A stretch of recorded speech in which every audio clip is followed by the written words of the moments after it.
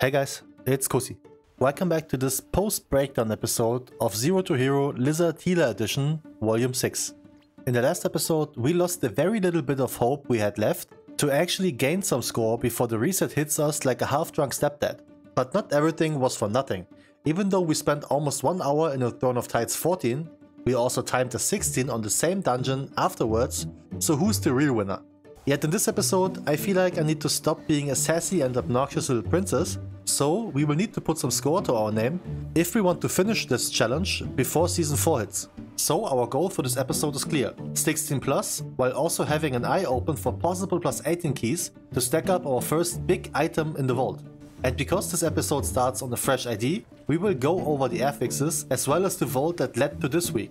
Also, these dungeons got recorded a week before the pre-Voca buffs, so they are not included yet.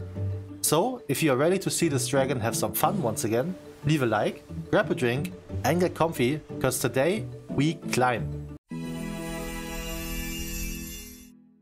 Okay, so because this episode marks our 3rd week of Mythic Plus, we got some new affixes to talk about. Fortified is back, which increases the HP and damage done by trash mobs in dungeons by a significant amount, while Afflicted also returns to just make a healer's life a bit more, well, engaging. This mod will spawn up to 2 ghosts that need to be either dispelled or healed to the max HP before they finish their cast. If the cast goes through, it's a 100% haste debuff for everyone who was inside. Raging also is part of this week, and this one is really annoying. Once below 20% HP, trash mobs enrage, which buffs them with the CC immunity all across the board. Kicks do help though. But good news, we as Evoker got a really useful tool for that. Oppressing Roar paired with this extra passive that I won't even try to pronounce is pretty much an AoE rage dispel that also gets its cooldown lowered by 20 seconds for every target dispelled. Now before we start our grind for Aspect's Crest as well as a possible plus 18 key for the vault next week, we do got the vault from this week to take care of. Unfortunately, we didn't really have an option here. We already do have hero set hands and our first big crafted item will be the allied leg guards, so there's only the weapon to go for. But by all means, this works for me as well. Only 2 more upgrades required to make this into a 483 weapon. What more can I ask for? And with that, we officially start this week with a 16 Darker ticket. Now keep in mind, this is the very first key 1 day after the last episode, so to say I'm still a little bit defeated would be a bit of an understatement. Also, something I need to mention beforehand, I have not talented into the Rage Dispel yet, hence why you won't see me using it at all. Now in the beginning this went fine. First pull was decent and easily managed, until we got to this little skip here. We double pulled those 2 packs, which have a few casters and loads of cats jumping around. And boy did I need to put out some healing there to stay alive. Unfortunately, this went all down south after our tank got slapped nightmare style, when pretty much dropping down from around 40%, too quick for either of us to respond. And even though we continued to pull with a CR, this sadly ended just before the finish line, with the ghost going off and the party wiping. Keep in mind, on this specific pack, I can't use the dispel for the afflicted ghosts, cause I need to use it to remove the heal reduction on the tank. But I thought, no problem, since we can just skip the pack, no worries. But we pretty much pulled the same pack again. This time I did use the dispel for one of the ghosts, but that meant our tank got 4 stacks of the healing debuff. And since no one felt the urge to kick anything this pull, me included, this ended quickly again. Though we learned this time and just moved past them to the big bulky bears. Now again, to all my DPS gamers out there, use your kicks. They can save lives. Now on the bears themselves, I got my ass handed to me by probably the poison debuff?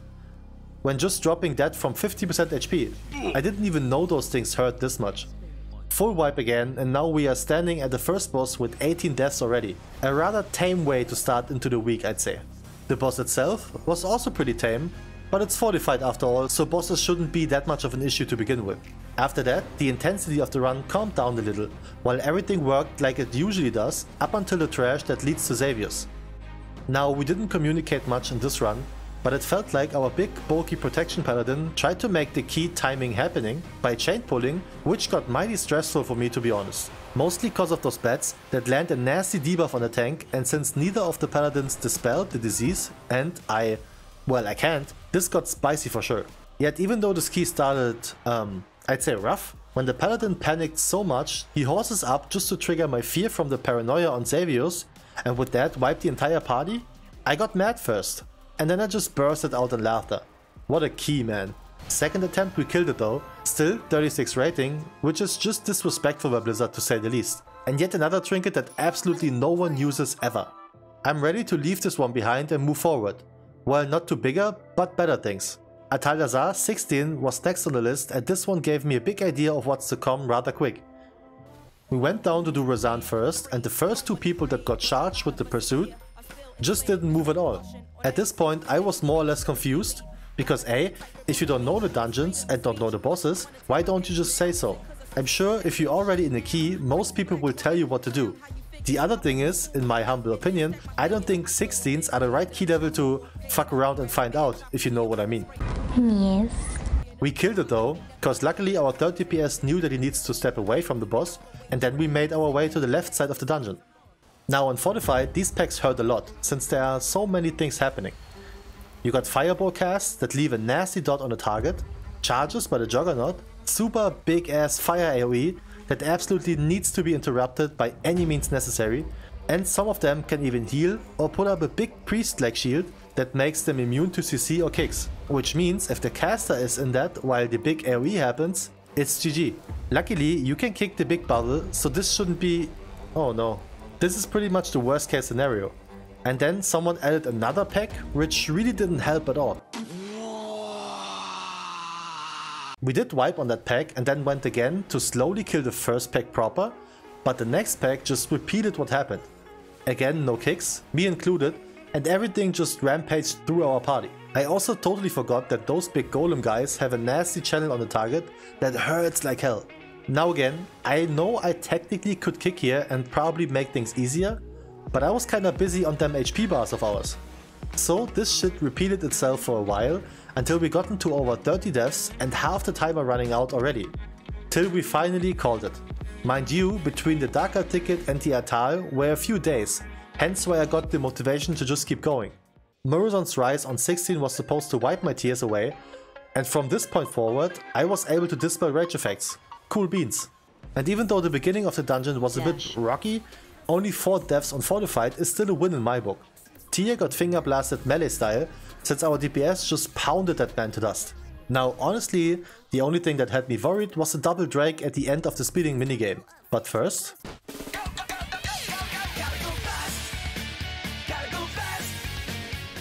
there are some things in life you just can't teach, but now to the dragons. The AoE hurts like hell. Now while clearing the middle connection area towards the next bosses, we paced it quite nicely, I'd say. Tank died once, but that was the only casualty, so we move ahead to the battlefield. Yet I'm curious here, and I'm sure some of you know the answer to that. Are the ads that appear in the actual boss fight buffed by Fortified or Tyrannical? Cause it felt like they did hurt a lot more than last week. Granted, what didn't help is that the archer just never got focused. Pretty sure we could have avoided some damage here overall. But at least Morchi went without casualty. Never mind. I think he got slapped by his mirror. Another pack that sort of worried me is the final pack before the last boss. Since I remember on hierarchies, some parties actually lusted here just to make sure to get through it quicker. And that scares me. What didn't help is that we only had 2 DPS with us, because our shaman released after Morchi and was forced to fight his way back to us. Why? Cause we left this one alive and it kept respawning the small golden jizz stain thingies. Unlucky. Now the last fight was actually pretty fun for me. As a healer you got so much to do here. Besides healing up, I managed the orbs, prepared healing for incoming damage, also did some damage, while dispelling the debuff and constantly worried about overlaps with the afflicted. Damn. Heart rate was zooming to say the least. But unironically, it was fun, and I like that they nerfed the double orb impact to an amount that is actually manageable on lower keys. Ended this run with a solid 2-chester, yet another trinket we don't really want, the proper KSM achievement, and the mount token. Arguably the best possible loot from this place if you ask me. Went outside to open it and got the Vitreous Stone Drake. Is that the one they sell on the trade chat for 100k or something? Ah, who cares? I take it. I also traded away the trinket cause I'm a G like that. I continued my journey. But not too far, since the next destination is Galakrond's Fall. And boy, this was a breeze. Besides the trash before the second boss and me goofing my way around while trying to make big plays, this was so clean that we barely missed the 3 chests by mere seconds. The Shadow Priest was on a mission for sure. After now 2 keys that went fine, my mood was a lot better and I felt more confident. Since we got plenty of more keys to cover this week, I went to another one we didn't have for a minute, Waycrest Manor. And while the beginning was as silky smooth as a freshly grouped husky, the look started to fade a little once we gotten towards the second part of the dungeon. While dealing with the matron in front of the Twixter, our tank decided this isn't fast enough and added some change into the mix, leading to him dying, then us dying, but not before we took the matron with us. At least something. Now on Groot, I need to clarify something. 2 episodes ago I said that those walking fire guys are a new addition to the boss, and one of you commented that they were a thing in BFA already. And you're right, I checked the 3 or 4 year old video and you are absolutely correct. But even though I've seen that video, I still cannot remember this at all. Hashtag senile. On Sergeant Picknips, our tank decided once again to spice things up by grabbing all the servants into the boss with his necrotic slappy hands, which led to a rather unpleasant debuff for me to deal with. And the rest went really clean, is what I would say if we didn't slightly overpull downstairs. Unfortunately, down here there are some walls you can use for your advantage, or well, disadvantage. You could avoid the big volley by the matron, but you also avoid being healed. That was a bit rough, but to be honest, we gotten a lot closer to 2-chesting this than I expected after all those mess-ups. Timing it after all, and our mage even got the branch. I checked his current trinkets and saw that he was still rocking the chromatic essence from season 2, so that's a big one for sure. Now at this point I wanted to step up our game a little bit, while pretty much needing one more time key to be able to finally get our leg piece crafted. So with that, I opted to queue for either 17s, since that is the level that hero items start to drop, or even 18s for the myth item in the upcoming vault.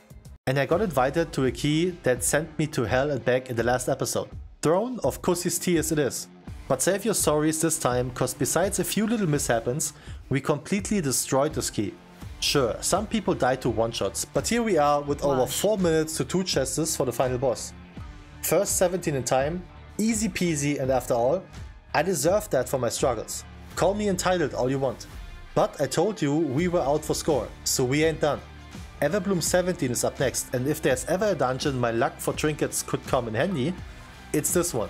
Yet even though I would love to show you things that happened here, this was something else.